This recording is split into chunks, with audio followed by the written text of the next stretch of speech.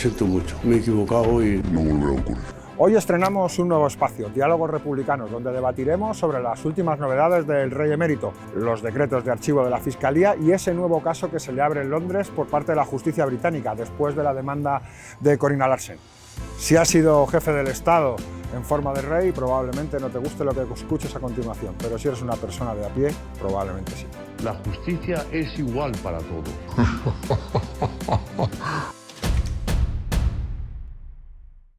Hoy analizamos la agudización de la crisis de la monarquía, el archivo del rey y el varapalo de la justicia británica con 5 invitados de lujo. Con nosotros y con nosotras se encuentra Ernesto Kaiser, periodista. Encantado de estar con vosotros. Muchas gracias. Y se encuentra con nosotros también Sol Sánchez, diputada en la Asamblea de la Comunidad de Madrid por Unidas Podemos. Un placer estar aquí. Con nosotros se encuentra también Joaquín Urías, profesor de Derecho Constitucional, es letrado del Tribunal Constitucional también. Buenas tardes. Isabel Serra, portavoz de Podemos. Buenas tardes. Y Pablo Lordi, redactor de El Salto. Buenas tardes. En primer lugar, sí que me gustaría rápidamente, en un minuto, una primera ronda. ¿Sale limpia la corona del archivo? Bueno, a ver, la corona intenta salir limpia de archivo. Quiero decir, ellos intentan que esto salpique nada más, porque quien no sale limpio es Juan Carlos. Lo que ellos intentan es que esto implique nada más que a Juan Carlos. Si el resto de la corona sale limpio o no, pues yo creo que lo veremos más adelante. Sol. Yo creo que sale la corona bastante peor, porque cada gotita va llenando más el vaso y va haciendo que la gente tenga mayores dudas, sobre todo por mucho que lo quieran centrar, y yo creo que obviamente el que sale más sucio es Juan Carlos, pero tampoco sale limpia la corona. Yo creo que sale con un plan, no sé si de limpieza o de sociedad, sale con el plan de dejar que el tiempo pase, esperar a la muerte biológica de Juan Carlos I y hasta entonces pues intentar que la figura de Juan Carlos I no llegue a tocar, digamos, las bases de la Casa Real actual. Tiene un plan porque, digamos, sigue siendo una figura que ahora mismo que es tóxica para la Casa Real, la del Rey Emérito. Limpia no, esperemos que no salga impune. Yo creo que tiene que ver fundamentalmente con que no depende únicamente de la justicia española esa cuestión.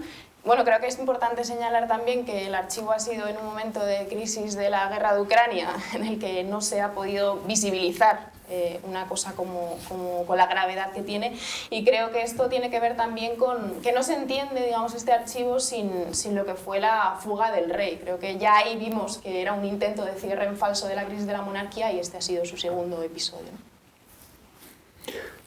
No, yo creo que la monarquía ya no volverá a ser lo que fue. Me estoy refiriendo a los años de la transición. El conjunto de la institución monárquica está tocada. Será una monarquía más tipo africana, una monarquía muy simbólica, pero Juan Carlos le dio a la monarquía un estatus y la destrucción de Juan Carlos es la destrucción también de ese estatus. Entonces la monarquía sale tocada. Otra cosa es si la monarquía sobrevivirá o no. Eso es otra historia, es otra película y dependerá sobre todo de los españoles y de la capacidad de movilización de los republicanos en España y de que puedan hacer un nuevo 14 de abril de 1931. Yo en el horizonte no lo veo, ni en la preocupación de los españoles, ni una... en fin, no lo veo, pero eso lo dirá el tiempo. Ahora, lo que han salido tocadas son las instituciones españolas. La Fiscalía General del Estado, la Fiscalía del Tribunal Supremo, porque cuando se hacen estos decretos, con independencia que se den a conocer cuando estalla, una semana de estallada la guerra de Ucrania, eso estaba en el orden del día, pero si no fue una improvisación, venía trabajándose toda la estructura de los dos decretos, y sobre todo de uno donde se delimita la acción fiscal, digamos, es un excusatio non petita a Juan Carlos I. Claro, hay una cosa que sí que me gustaría que quizás pudieras ilustrarnos sobre los decretos en concreto y que son qué delitos, por una parte, o están prescritos o se aplica el 56.3 de forma restrictiva y se dice que no pueden ser enjuiciables. Bueno, y sobre todo, qué efecto tiene en todo este asunto la última resolución de la justicia británica. Y ahí abrimos un poco para Sí, todos. bueno, vamos a ver. Yo creo que hay que partir de una base que para mí es el punto de partida, es que aquí no ha habido investigación. Aquí la Fiscalía del Supremo y la Fiscalía de la Anticorrupción ha hecho de correo, de comisiones rogatorias y petición de información. Si cabe, hay un solo organismo que ha cumplido en el sentido de cumplir su función institucional, que es el CEBLAC. Es el Servicio Ejecutivo de la Comisión de Blanqueo del Banco de España, que es un organismo independiente y que es dependiente del Ministerio de Economía. Porque en todos los países de la Unión Europea, incluyendo a Suiza, hay lo que se llaman unidades de inteligencia financiera. Aquí se llama CEBLAC. Pero en todos los países hay el mismo organismo homólogo. Y entonces estos organismos van socializando la información. Y el CEBLAC básicamente es quien dio la voz de alarma en las investigaciones que luego pasaron a la Fiscalía Anticorrupción. Pero aquí no hay investigación. Aquí lo que hay es información que llega, se pone por escrito, se analiza, se ve el 56.3 de la Constitución, se ve la prescripción y se finí. No hay una investigación. Por ejemplo, Zagatka.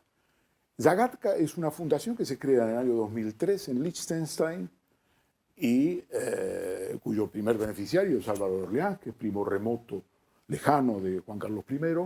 Segundo, su hijo Andrés. Y luego Álvaro Orleans hace un alegato por el cual coloca a Juan Carlos I como tercer beneficiario.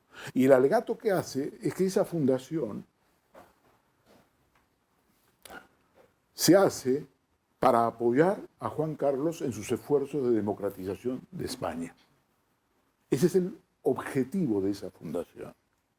Es una declaración de principio muy importante. En 2003. 2003, Liechtenstein. Entonces, ¿qué pasa? Zagatka mueve un par de centenares de millones de euros. No estamos hablando de una sociedad instrumental. Centenares de millones de euros. ¿De dónde salen esos centenares de millones de euros? Eso no se ha investigado. El problema es que Zagatka mueve 200 y pico de millones. Muchas operaciones. Y sobre todo operaciones de carácter de intermediación. Y cuando el fiscal Bertosa le pregunta a Álvaro Orleans en su interrogatorio por alguna de las cosas, él dice que no se acuerda, es vago. Es un interrogatorio además de una circunstancia procesal peculiar, porque en Suiza hay una figura que no hay en España, que es la de la persona llamada a dar información, que puede ir con abogado o sin abogado. Orleans va con abogado. Pero,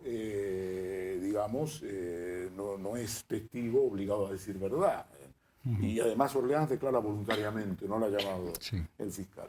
Entonces, ¿qué pasa? Volvemos acá sobre eso. ¿Me das un segundo y vamos dando...? Sí, no, pero termino. Sí, dale. Entonces, ¿qué pasa? Lo que quería llegar, aquí no se investigaba nada, Zagatka no se ha investigado. Cuando yo le pregunté a Bertosa, cuando cerró el procedimiento el 13 de diciembre, que tuve una conversación con él, sobre Zagatka, me dijo, lo que pasa dice, es que yo no puedo investigarlo todo. Yo investigué Lucum porque allí se recibieron los 100 millones de dólares. Pero yo no puedo investigar a Zagatka en relación a Lucum, porque no tengo ningún indicio. Entonces, allí no se investigó la Zagatka. Y aquí tampoco se investigó Zagatka. Solo a los efectos de la declaración complementaria que hizo Juan Carlos I, que son de 4,4 millones de euros, que no es poca cosa.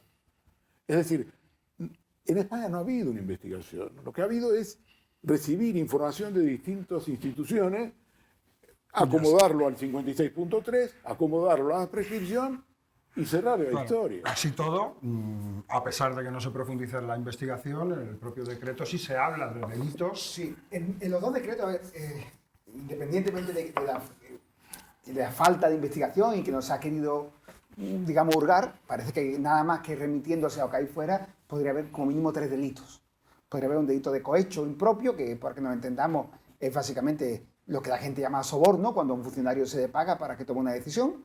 Habría un delito de blanqueo, que básicamente también es algo parecido a cuando tú intentas ocultar el origen de unos bienes o de unos fondos de un origen ilícito. Y habría un delito fiscal, que es cuando uno no declara a Hacienda y no paga lo que tiene que pagar. Entonces, los indicios, son meramente indicios, por este momento, técnicamente, son de que haya habido algún soborno, que hayan pagado o conseguido alguna comisión, que haya escondido el dinero y que no haya pagado a Hacienda lo que tenía que pagar, más allá de que ya hizo, como se ha dicho, una declaración. Esas son en principio las 3 acusaciones, ¿no? Claro, recibir el dinero no hay duda de que lo recibe. De hecho, hay alguna de las partes que a mí me sorprendía mucho en los decretos es que se admite la presunción de un ingreso que hace en efectivo en la cuenta bancaria.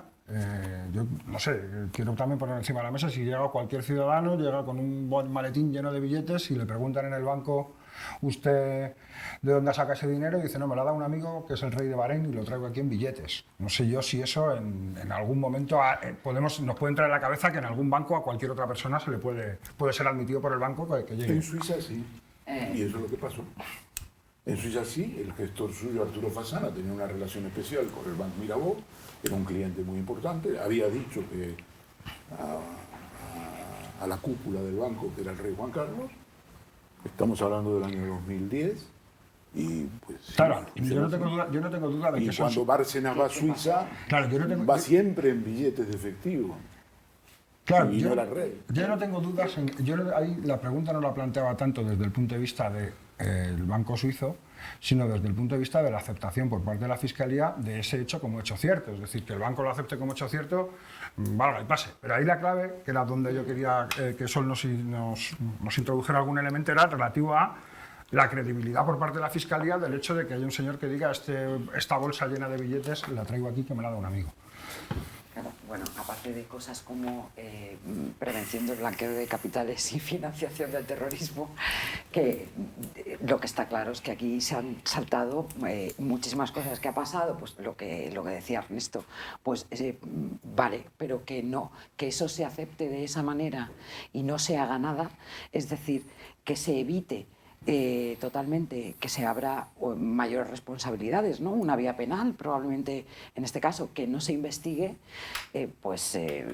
yo creo que lo que deja encima de la mesa es que se está forzando en todo momento la máquina para o bien aparcar las cosas de una manera o de otra, pero comulgando con ruedas de molino. Quiero decir, eso ningún hijo de vecino podría tener un trato similar, ¿no? O no ser investigado por unos hechos que se están poniendo encima de la mesa, que se ve que tienen un carácter, obviamente...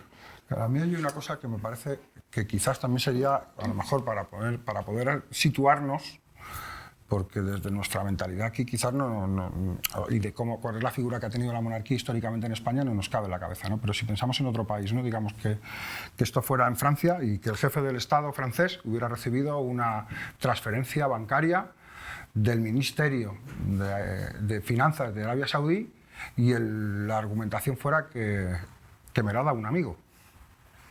Sí, no, yo creo que el archivo... los archivos por parte de la Fiscalía, el mensaje que lanzan, o el que yo interpreto, es que podría volver a pasar, ¿no? Es una cuestión terrible, ¿no? El hecho de que la inmunidad se pueda transformar en impunidad. Y ese es un mensaje peligroso, porque claro, partimos de la base de que, como decíamos, Juan Carlos I es una figura amortizada, es una figura ahora mismo tóxica para el sistema. Es innegable que él solo, por sus actos, ha apuntalado pues el milagro, el relato fundacional de la transición, Y ahora mismo, él mismo, o encarnado en él, es verdad que ha habido otros casos de corrupción que han servido, al igual que los que rodean a Juan Carlos I, para desmontar ese relato fundacional. Él ahora es esa pieza que se nos quiere presentar como poco ejemplar. De hecho, es poco ejemplar, ¿no? Se habla de un comportamiento inaceptable en los editoriales de medios que han sido juancarlistas, ¿no? Hablo del País, por ejemplo, ¿no? Para preservar la monarquía actual hay que deshacerse de esta figura. El problema de los archivos, de los autos leídos es que creo que en la línea de lo que decía Ernesto, se observa que se busca un encaje en el punto 56.3 de la Constitución española, al que te has referido, pero que hay que y aquí Joaquín, que es jurista, lo podrá desarrollar mucho más, que hay que ver como uno de los puntos ciegos de la Constitución. Sí, a mí hay una cosa que me ha llamado mucho la atención de todo este asunto. Los que somos así ya llevamos un tiempo, somos un poco más viejos, nos acordamos de esa frase que nos contaba Laprego, ¿no? De cómo ese jovenzuelo de apenas 12 o 13 años acompañó al rey en la larga noche del 23F porque tenía que aprender a reinar, ¿no? Y claro, cuando ves todas estas cosas y ves cómo se crea una fundación en 2003 y se le nombra beneficiario en 2006. Se monta otra fundación en 2008, se recibe la pasta y en 2011 se nombra beneficiario a Felipe VI. Es creíble que Felipe VI no supiera nada. No, yo creo que no es creíble, ¿no? Yo creo que, como estábamos diciendo, la protección jurídica que hay aquí, en este caso con el rey emérito, pero en general con la monarquía, no tiene parangón. Y lo que permite, digamos, es el hecho de que la monarquía sirva en este país para una función que va mucho más allá de la jefatura del Estado, que ya sabemos que no solamente tiene que ver con el relato de la transición, el mito de la transición, ¿no? Del papel simbólico y político que ha tenido la monarquía en este país, sino también con ser epicentro de un montón de relaciones económicas y políticas, algunas legales, otras muchas ilegales, y esto es de lo que se está hablando, corruptas, que ha servido como clave de bóveda de un régimen político y económico en este país durante mucho tiempo, que evidentemente está absolutamente vinculado a lo que se ha denominado como régimen del 78, pero que ahora, con ese régimen en crisis y con los cambios que estamos viviendo en los últimos años, está en absoluta crisis, ¿no? Y está en crisis tanto esa función, digamos, de intermediario de relaciones, como epicentro de relaciones económicas corruptas, la mayoría de ellas o muchas de ellas, y también, evidentemente, el papel de la monarquía, ¿no? Ernesto ha hecho quizás uno de los trabajos más completos en torno a los casos que vienen recogidos en los decretos de la Fiscalía. Cuando escuché la noticia de la resolución de la justicia británica, pensé en él, porque esto es el terremoto del que venía hablando en casi todas las charlas que he podido compartir con él. Entonces, ¿qué significa el varapalo realmente de la justicia británica? Sí, déjame decir una cosa antes. Yo decía que lo que ha hecho Juan Carlos lo conocemos, o conocemos las historias más importantes, o habrá más, seguramente que habrá más, pero podemos referirnos a esta porque ahí tenemos muchos elementos, sobre todo gracias a la investigación del fiscal Bertosa en Suiza. Pero lo que queda del día del comportamiento en España es la terrible falta de profesionalidad de las instituciones, por razones políticas.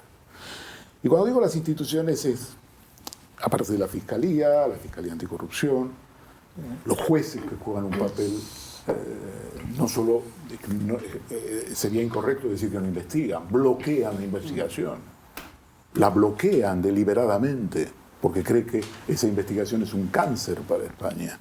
Esto lo dice el juez de Gea literalmente. delante de los fiscales. Hay hechos incontestables que sí que vienen reconocidos en el propio decreto, que además implicarían que serían delitos si fueran otras personas las que los hubieran cometido.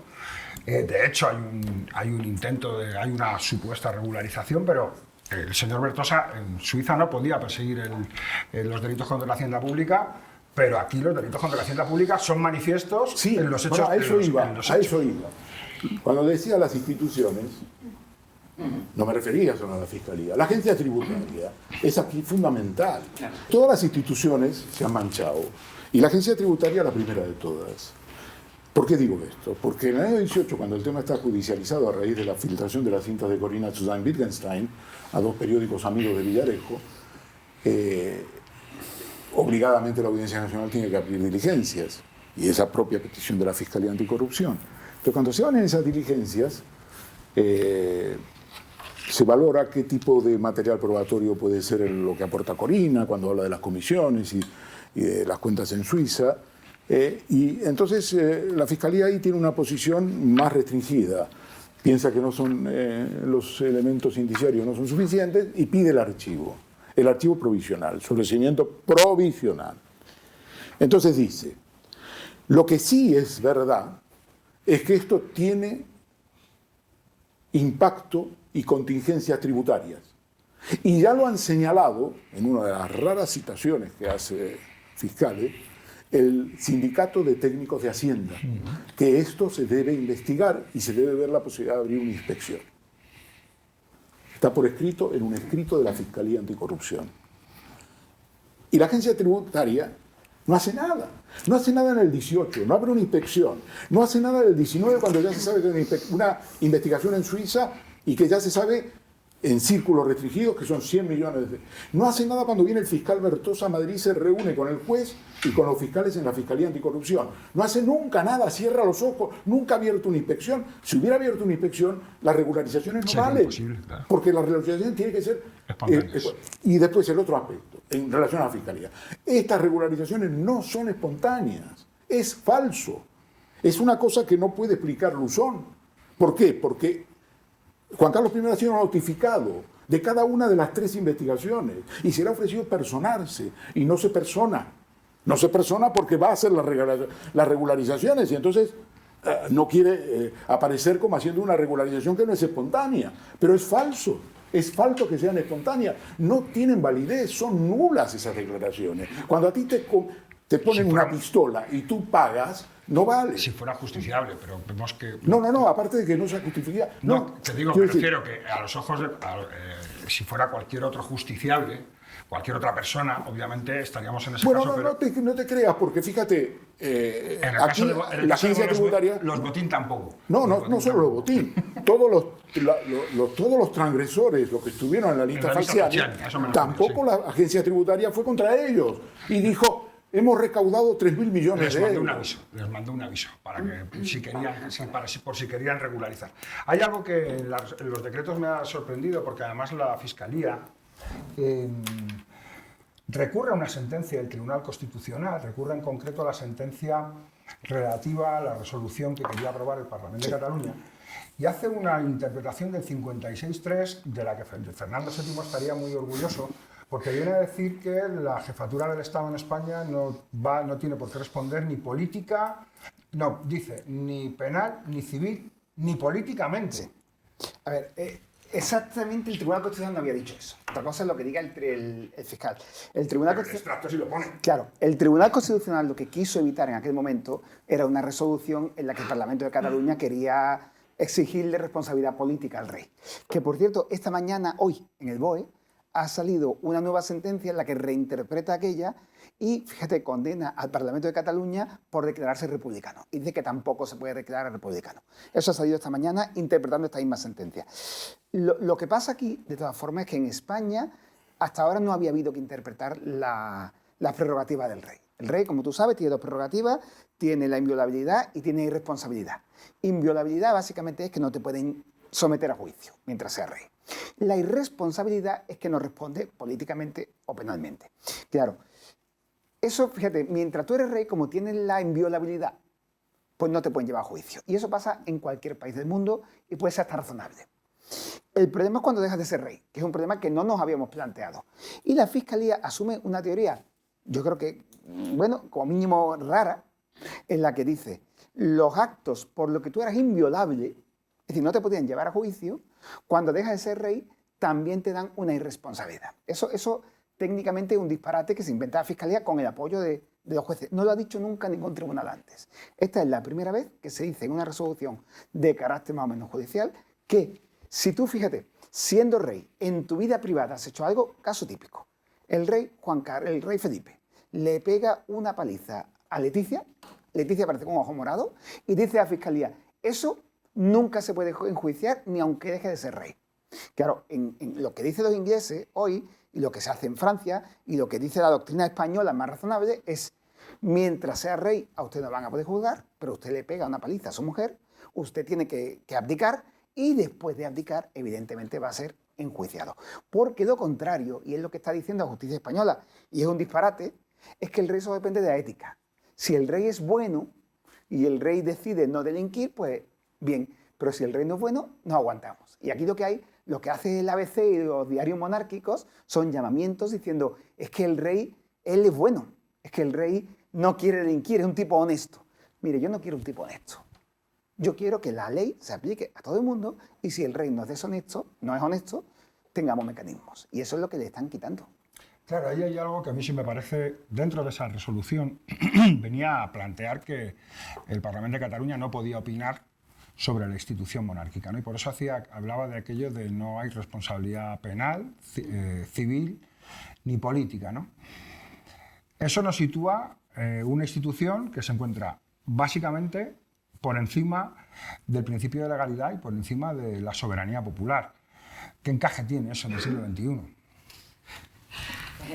No sabía dónde me ibas a decir que tenía encaje, desde luego en el siglo XXI no, pero también choca de frente con los valores democráticos más básicos que te puedas imaginar. O sea, yo creo que no tiene cabida y que además si estuvieran siendo un poco más hábiles o un poco más demócratas y cada uno estuviera haciendo su trabajo, pues probablemente estaríamos hablando de otro escenario menos doloroso o que esté desgastando tanto a todo. O sea, una monarquía, y más entendida como estamos viendo, que la entienden los poderes de todas las instituciones del Estado de nuestro país, porque eso es lo que estamos viendo, lo acababa de contar Ernesto, es decir, aquí se están desgastando absolutamente todas las instituciones del Estado, porque no es solamente la Judicatura, la Fiscalía,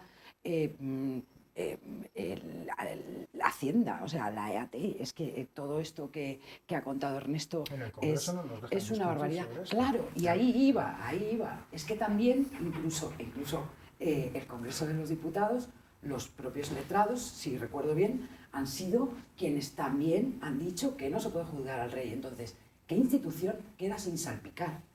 Porque al menos tiene que haber una cooperación, un consenso, una connivencia de todas las instituciones del Estado para que se esté dando este espectáculo de la monarquía, del rey Juan Carlos y de toda la monarquía, desde mi punto de vista, porque es él, pero es todo, es todo el sistema que representa. Entonces, no tiene cabida ni aquí, ni en este momento, ni en este lugar, pero al paso que vamos es que van a ser muchas otras instituciones las que no van a tener cabida porque van a verse desgastadas y sin ningún tipo de credibilidad. Y no queda mucho para esto. Ahora, fijaos, este tema de Cataluña ya no nos interesa a Juan Carlos aquí. El discurso del 3 de octubre de Felipe VI es uno de los discursos más aberrantes de la historia. Digamos, estoy absolutamente convencido que Juan Carlos I no hubiera hecho ese discurso. Claro. Seguro. Pero bueno, esto es una especulación. Pero sí ese discurso es un discurso que, en fin, es un discurso de capitán general de los ejércitos, prácticamente amenazando en un día de huelga general y veniendo a decir es que Rajoy no sirve para nada. Es que yo tengo que intervenir aquí porque Rajoy no sirve. No es que Rajoy le haya pedido que intervenga, no. Es una intervención bonapartista desde arriba. Claro, a mí justamente sobre eso y volviendo un momento hacia atrás, hay un debate que hemos tenido muchas veces entre gentes que venimos del derecho en torno al que si estos hechos de los que hemos hablado de Juan Carlos a lo largo de su reinado eran actos privados, por separar la esfera pública de la esfera privada. Pero claro, si nosotros pensamos en los hechos de los que estamos hablando, es difícil pensar que si no fuera rey hubiera sido agasajado por otros reyes, hubiera podido realizar esos actos. ¿Estamos hablando realmente de actos privados o en lo que estamos es en debatir en torno acerca de si la institución monárquica es una herramienta idónea para delinquir?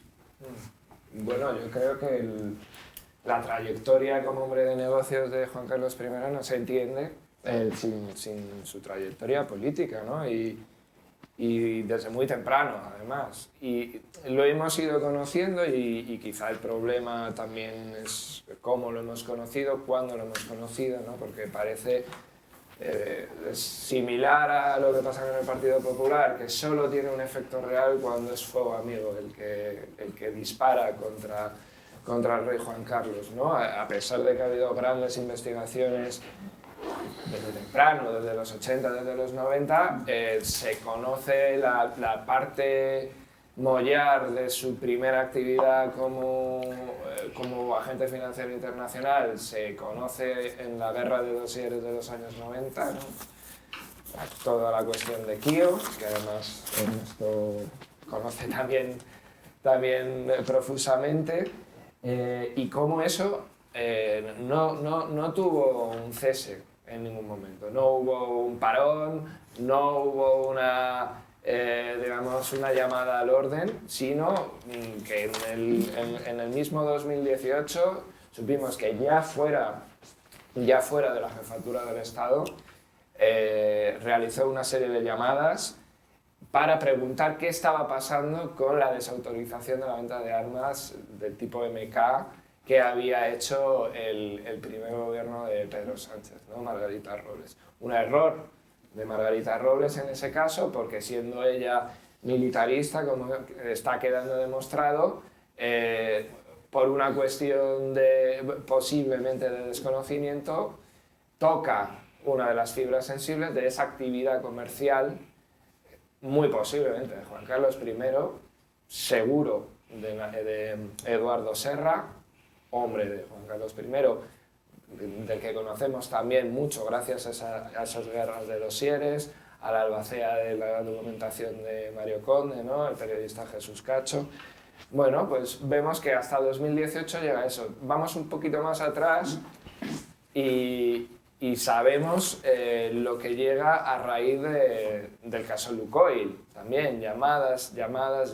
Esa intervención que sin el concurso del Estado, de los servicios secretos también en muchos casos, no hubiera sido posible. Son dos facetas que se nos quieren separar. Lo de Lukoil finalmente no salió. Es decir, Lukoil hay un intento de intermediación en 2008 para intentar vender Repsol a Rusia, que ahí participa directamente Juan Carlos y Corina Larsen, pero finalmente parece que se da al traste con la operación. Sí, hay un momento de lucidez seguramente por parte del gobierno, porque si no, digamos, estaríamos ahora mismo en una situación insostenible.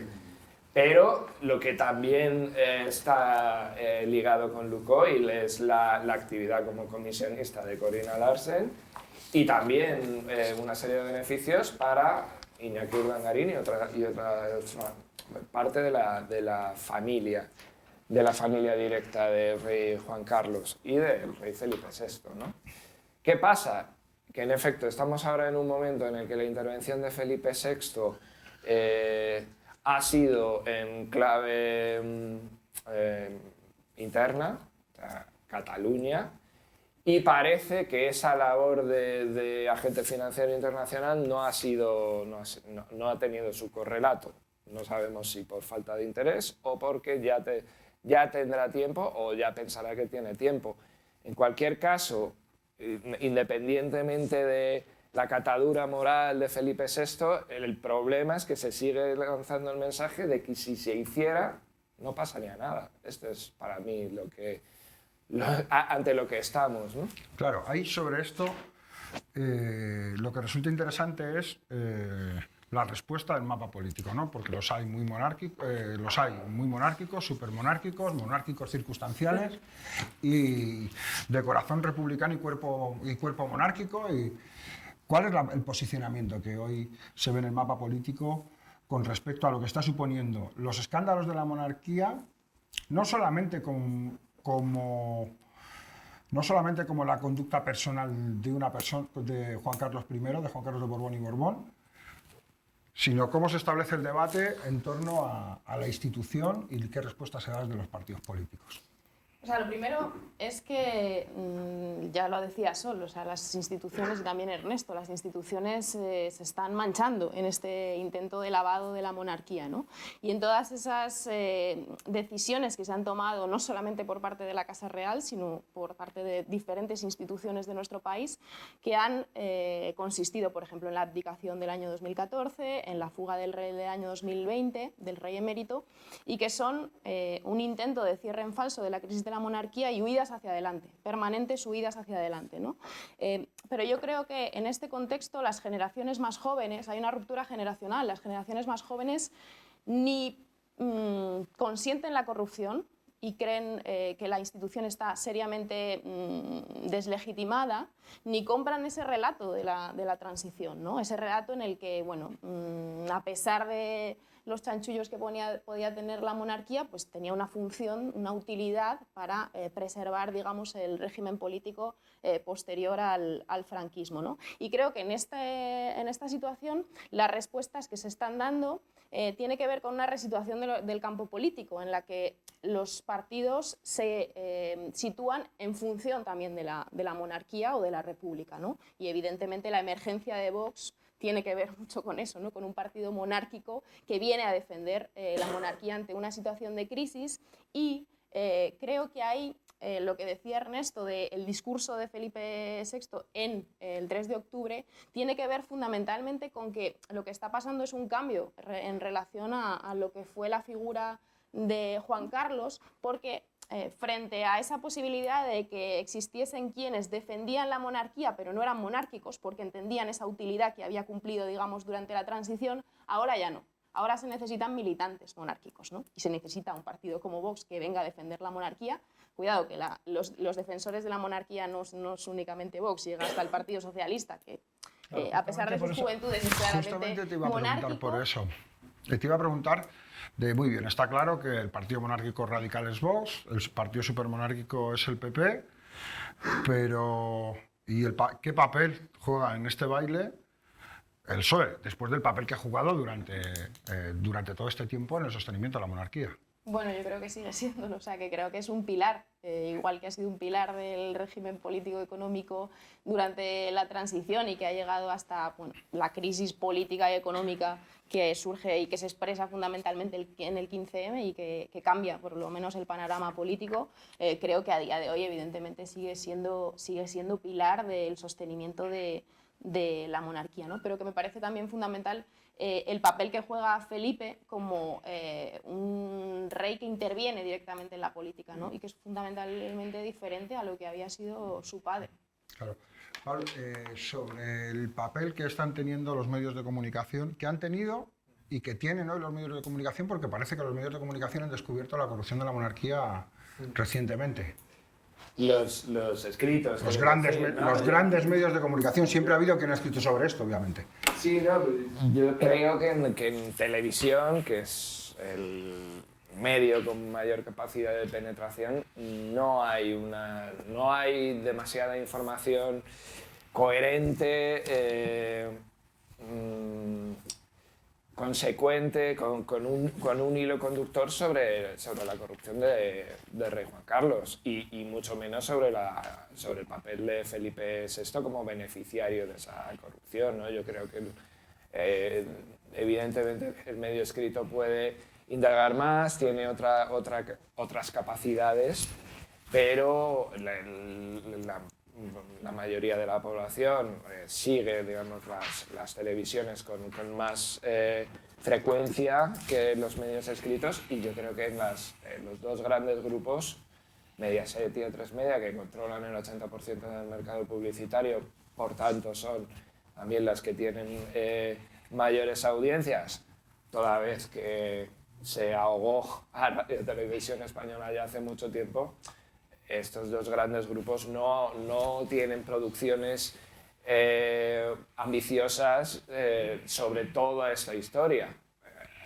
Información fragmentada, mucho ruido blanco, algo de información también de la llamada del corazón, que podría dar algunas pistas, que ha dado algunas pistas en el pasado sobre estas relaciones económicas, ¿no? Pero yo creo que hay bastante desinformación en este caso, ¿no? También creo que en las épocas en las que vivimos el ruido es la mejor forma de desinformación. En tiempos pasados sí que ha podido haber mayor tabú, ahora es simplemente poner esa máquina de ruido a funcionar. Puede garantizar que informaciones valiosas que se publican en los medios de comunicación escritos, repito, no lleguen nunca a un público general. Hay una cosa que sí que es muy evidente, que se cargan todas las tintas contra Juan Carlos de Borbón y Borbón. Y dicen que a veces que los silencios dicen más que las palabras. Felipe VI, después de tener conocimiento, después de recibir las 2 cartas de los abogados de Corina Larsen, mantuvo el silencio durante un año a pesar de que recibió las cartas en pleno periodo electoral y hasta un año después no hubo un escueto comunicado el día que se decretaba el estado de alarma. ¿Qué significa el silencio de Felipe VI? Bueno, yo ahí creo que Pablo nos daba la clave al principio, y es que ellos tienen un plan. Y desde luego, vamos, no voy a decir que el plan es que se muera Juan Carlos I, porque no es que lo quieran matar, pero sí quieren que desaparezca. Lo que ocurre es que yo creo que a la gente, o sea, por mucho que los medios hacen mucho, porque es verdad que tampoco hay un hilo coherente de todas las informaciones que vayan conectando los casos, y que se le ha dado muchísima preponderancia, por ejemplo, a sacar a Corina, a hacerle una serie de entrevistas que casi la convertían en un personaje del corazón, pero de alguna manera expandían humo, ¿no?, para que quedase más disimulado realmente cuál es el puesto, el hilo de cada personaje, la corriente temporal, ¿no?, de corrupción y de cosas que van unas relacionadas con otras. Pero realmente cree Felipe VI que con que se muera su padre se va a enterrar con él toda la corrupción, que no es solamente la de Juan Carlos I, significa la de un modo de hacer las cosas, porque es una monarquía, yo esto lo tengo que decir, que procede de un mal paso entre un régimen político y otro. Es decir, aquí no ha corrido el aire ni ha habido muchas instituciones, pero la monarquía es una más, ¿no? Si un tribunal de orden público se acostó de orden público por la mañana y por la noche, y se levantó siendo otra cosa por la mañana, pues la monarquía era la que acompañaba a un dictador y al día siguiente era la garante de la democracia. Y todas estas cosas, después, cuando se ven apoyadas por la falta de decencia del personaje principal de la historia, yo creo que no, o sea, por mucho plan que ellos tengan, por mucho que los medios de comunicación más grandes, digamos, que cooperen con ello, yo sinceramente creo que no lo van a conseguir. Y otra de las cosas que se preguntaban antes, Felipe VI hizo un discurso político tomando una posición política dentro de, creo yo, en un momento dado, con el tema de Cataluña y lo que dijo, ¿no? Claro, ¿cómo se separa la esfera pública de la privada?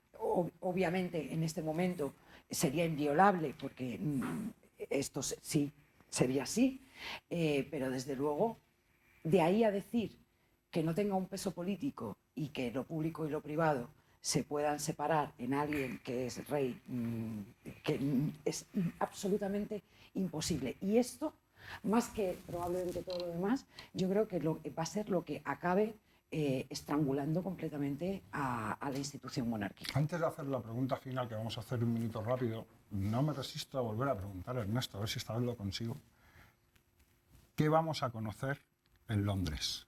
Ese procedimiento, ¿qué nos va a traer de nuevas? Bueno, lo primero que hay que calificar es que la decisión del juez británico, el que está a cargo del procedimiento, que es un especialista en medios de comunicación, ha sido decidido así, es un especialista en difamación, probablemente es el juez más joven del Alto Tribunal de Justicia británico, esto no es simplemente un dato del corazón. Tener 50 años y ser juez de la High Court of Justice es un acontecimiento. Es decir, para que os deis una idea, un aspecto central de su currículum es que es la primera persona de su familia que llega a la profesión de abogado. Es decir, no pertenece a la aristocracia, no pertenece a las clases altas, es una persona muy peculiar en el panorama de las grandes espadas. Además es Queen Counsel, que es decir, consejero de la reina, que no quiere decir que sea el consejero de la reina de Inglaterra, sino que es una distinción para los abogados más prestigiosos del Reino Pero tú sabes Unido. algunas cosas de las que nos van a contar allí. No, sí, claro. Es decir, hay una demanda, son 30 folios que la podéis leer, la publiqué yo en contexto, completa.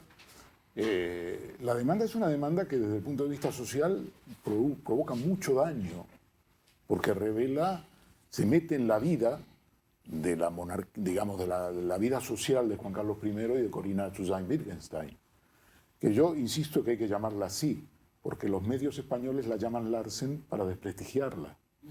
Pero ella usa ese apellido y lo usa en el tribunal británico, lo usa en todos los sitios. Y el juez, cuando se refiere a ella, se refiere con ese nombre.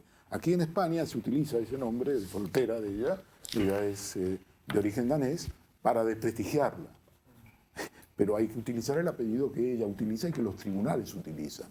Entonces, otra cosa es que sea más fácil decir Larsen. Bien, vale. Sé piadoso. Pero, entonces, lo que vamos a conocer ahí son, según lo que dice la demanda y según las pruebas que ella puede aportar, es una prueba capital. ¿Cómo Juan Carlos I, después de donarle en los primeros días de junio del 2012 los 100 millones de dólares, 64,8 millones de euros,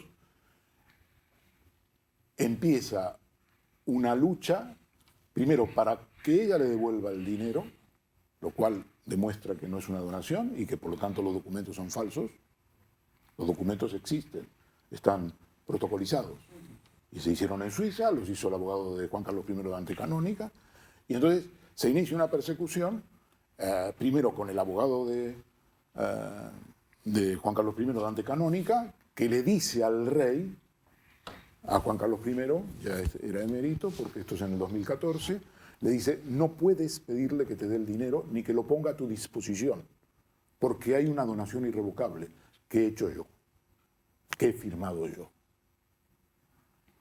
Y todo eso va a estar documentado. Y hay correos, y hay documentos sobre la reunión que se desarrolla, Acosos, implicación de... que se desarrolla en el Hotel Connaught de Londres, creo que es el 14 de septiembre del 2014, y después hay toda una serie de relaciones entre ellos, en la época, ellos son, digamos, son como una pareja matrimonial entre el 2004 y el 2009, y en ese periodo de tiempo ellos tejen una cantidad de relaciones. Por ejemplo, el multimillonario mexicano británico Allen Sanguiner Krause se lo presenta a Corina a Juan Carlos y se convierte Allen Sanguiner Krause, que era representante de Goldman Sachs en Rusia, por eso hacen la operación Lukoil, intentan la operación Lukoil en el año 2008, se convierte Allen Sanguiner Krause en consejero de Juan Carlos I. Y luego los grandes magnates del azúcar mundial, con base en República Dominicana, que es donde suele ir muy a menudo Juan Carlos I, a un gran hotel en República Dominicana, y todas esas relaciones que aparecen violentadas, porque hay una campaña de todas esas aparecen retratadas. Y luego tenemos todo el tema de la persecución de los agentes del CNI en Londres. La entrada en su casa, el acometimiento de un agujero en su dormitorio para asustarla, intervenciones de teléfonos, la entrada y registro en su casa de Mónaco por contratistas contratados por el CNI. Es decir, tenemos una actividad que es muy importante. La utilización del CNI es muy relevante. ¿Por qué? Porque el juez es muy hábil realmente, este juez en la demanda. Él dice,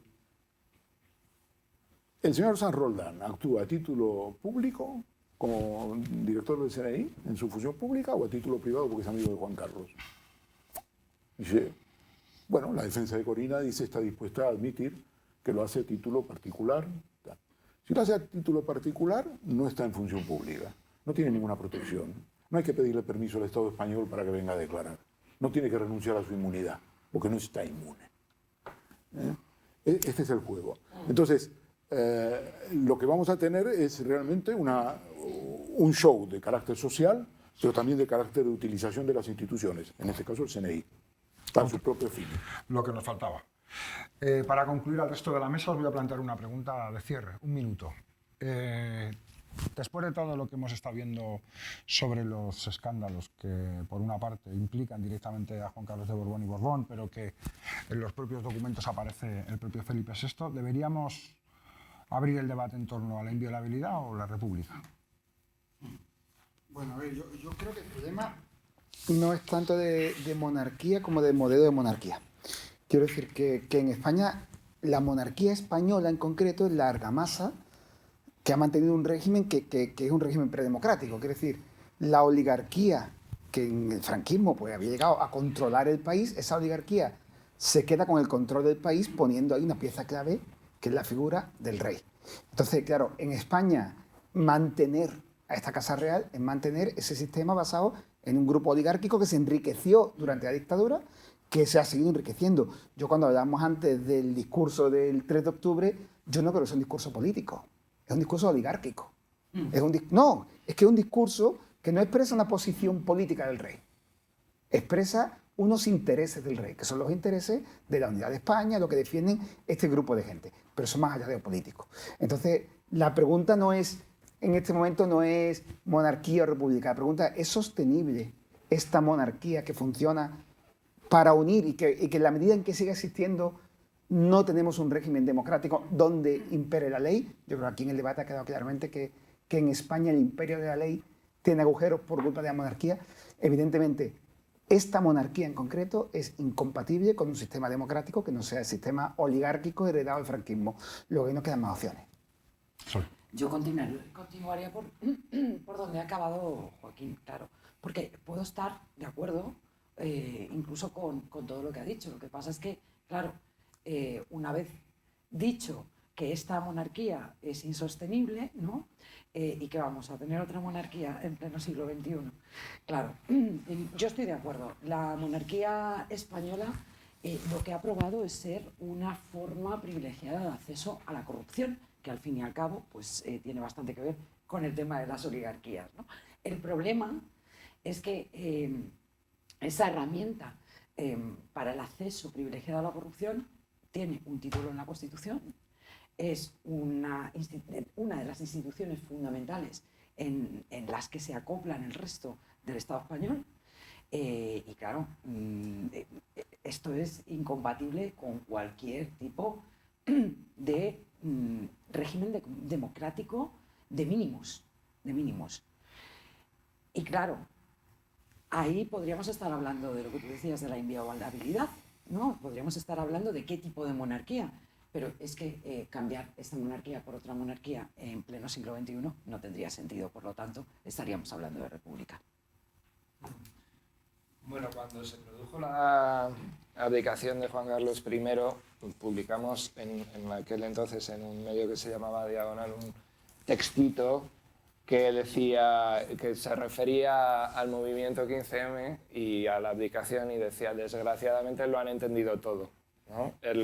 La abdicación llegó en un momento en el que había un impulso democrático y democratizador muy importante que había puesto a todas estas instituciones de los nervios, como se dice coloquialmente, pero las había cuestionado. Y había cuestionado la propia reproducción de la sociedad, cómo se estaba llevando a cabo hasta ese momento por la influencia de esos, de esas oligarquías.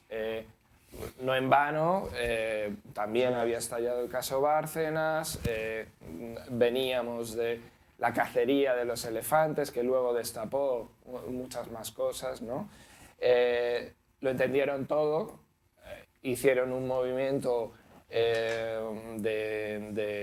gatopardesco, si se quiere ver así, y se llegó, digamos, a una situación en la que aparecía una persona de una nueva generación, el rey Felipe VI, y que planteaba un nuevo pacto muy basado, y yo creo que esto todavía no ha cambiado, en la austeridad, ¿no? Una imagen de austeridad. Felipe VI no es ese rey excesivo, ese rey playboy, campechano, sino es un rey que se juega la carrera en ser gris y discreto.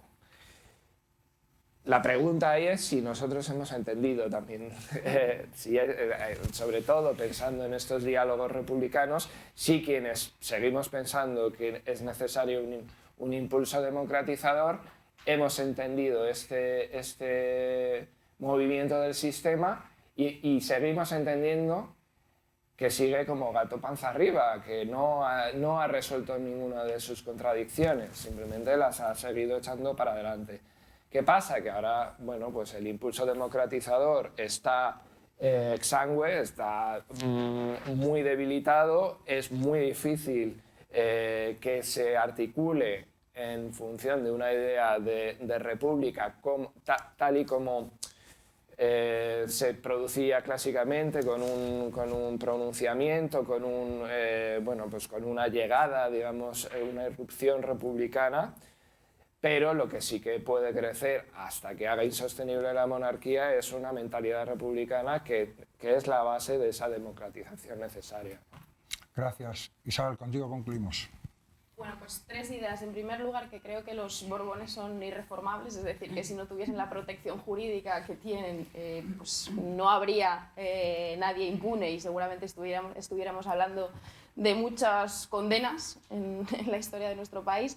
En segundo lugar, que su plan es Leonor y que eso tiene que ver también con la fuerza del feminismo en los últimos años en nuestro país, pero que creo que ese es un momento decisivo, tanto para quienes siguen defendiendo la monarquía y quieren que continúe, como para los que pretendemos que llegue una república. Y en tercer lugar, que del mismo modo que la monarquía en nuestro país no solamente es la jefatura del Estado, sino es mucho más, la república debe ser mucho más, ¿no? Y creo que es evidentemente una oportunidad, con todas las dificultades de las que hablaba Pablo, una oportunidad para que estemos hablando de blindar derechos sociales, de derechos del planeta, de derechos de las mujeres y de profundización democrática en nuestro país. Muchísimas gracias a todos y a todas. Ha sido un placer compartir con vosotros y con vosotras y que sea el primero de muchos. Gracias. Gracias.